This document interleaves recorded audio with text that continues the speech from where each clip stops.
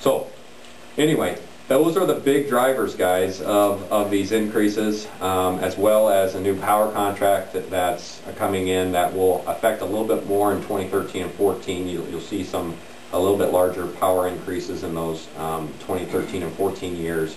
In the first about 2 years, it's not much of an adjustment, so those aren't as big of a driver. And then obviously the ice storm. The storm on top of this has kind of made the recipe for a lot of things coming together, and so that's where we come up with the recommendation of 14.9% increase. And so with the 14.9% increase, you can see you still operate a negative net operating income, but that's mainly because remember, this is on your fiscal year. So recommending to get these in by March 1st. If you look at just under line F, the effective date would be March 1st. So you're only getting the 4 months.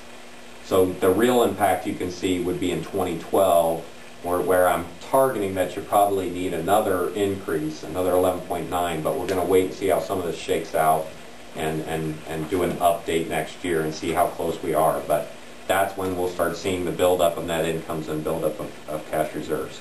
But you can at least see that the cash balance is not negative, and hopefully you can start to build that back up. So the ultimate recommendation is a 14.9% increase to be effective March 1st, 2011.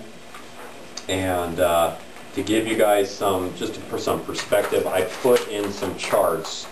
So if you want to turn to these charts, because sometimes you hear 14.9% and a percent doesn't tell all the story, because if you have cheaper electric power, then the percentage is going to sound higher for the same amount of monetary increase.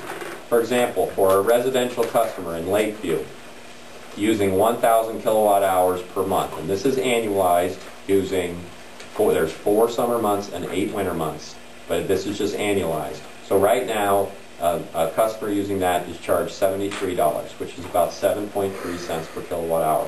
That is the cheapest probably of anywhere you can find in the Midwest, and I'm not just saying that. You could pull others out there, and it will be, and a lot of that is because of Bill and Scott, but a lot of it is the WAP allocation. You have a large WAP allocation. It is very cheap hydroelectric power.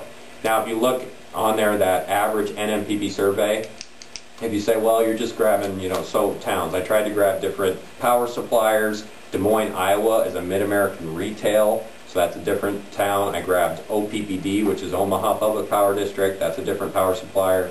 I grabbed some in your area. And then this average NMPP survey is 153 communities spanning from Colorado, Wyoming, Nebraska, and Iowa. So that's pretty good representation from probably about 7 or 8 different power suppliers. So that's a pretty good gauge of where you're at. And right now, I'll tell you what, that 92 is going to be about 100.